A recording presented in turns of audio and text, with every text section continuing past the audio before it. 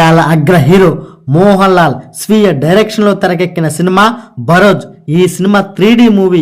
ఎప్పుడో పట్టాలెక్కిన ఈ cinema corona కారణంగా ఆటుపోట్లు ఎదుర్కొని ఎట్టకేలకు క్రిస్మస్ సందర్భంగా గత నెలలో ప్రేక్షకుల ముందుకు వచ్చింది. మోహన్ లాల్ డైరెక్షన్ చేసాడే అనే కానీ ఈ సినిమా పెద్దగా హిట్ కాలేదు. ఇప్పుడు ఈ సినిమా OTT వేదికగా ప్రేక్షకులకు వినోదాన్ని పంచడానికి డిస్నీ ప్లస్ హాట్‌స్టార్లో జనవరి 22 నుంచి విడుదల కానుంది. ఈ సినిమాని మలయాళంతో పాటు తెలుగు, తమిళ, కన్నడ భాషల్లో విడుదల చేస్తున్నారు. ఈ సినిమా కథ ఏంటంటే, ఒకప్పుడు గోవాని పాలించిన పోర్చుగీస్ రాజు డీగామా వంశానికి చెందిన నిధి.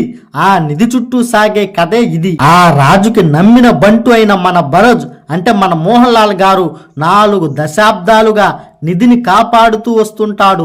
డీగామా వారసులు వస్తే వాళ్లకు నిధిని అప్పగించాలని ఎదురు చూస్తుంటాడు. ఎట్టకేలకు రాజవంశానికి చెందిన 13వ తరానికి చెందిన ఇసబెల్లా తన తండ్రితో కలిసి గోవాకి వస్తుంది. మరి ఆమెకి బరోజ్ నిధిని అప్పగించాడా లేదా? 400 ఏళ్లగా బరోజ్ ఆ నిధిని ఎలా కాపాడుతూ వచ్చాడు? ఇసబెల్లా రాజవంశానికి చెందిన యువతి, అతడికి ఎలా తెలిసింది? మరికొన్ని విషయాల్ని తెరపై చూసి తెలుసుకోవాల్సిందే.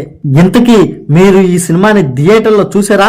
చూస్తే మీరేమనుకుంటున్నారు కింద కామెంట్ చేసేయండి.